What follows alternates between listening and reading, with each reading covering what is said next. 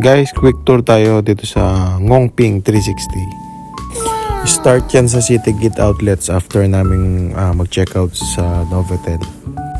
Dito na lang din pala kami bumili ng ticket via Klook kasi angit yung weather nung morning, so hindi namin sure kung tutuloy pa kami.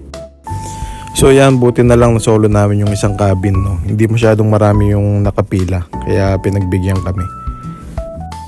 Nag-standard cabin lang kami kasi di pa kami ready do sa crystal cabin. Medyo nakakatakot pa.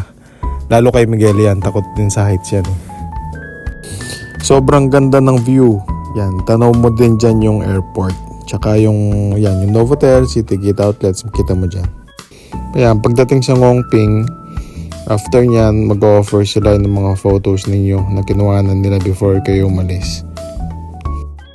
Dito yung mga souvenir items, yan. Tapos meron din silang commemorative booth para do sa 20th anniversary ni Disneyland.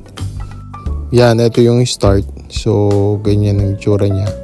Very, relaxing.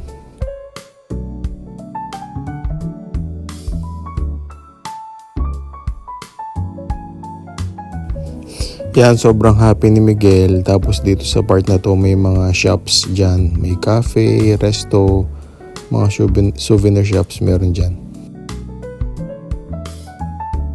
Yan, welcome to Ngongping Village.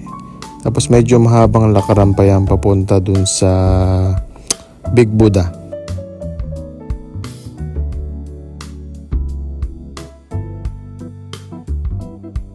Heto guys yung entrance, no, malapit do sa Big Buddha. Napaka maliwalas din yan. Prescom, hangin, yan, no, parang malapit kan sa clouds.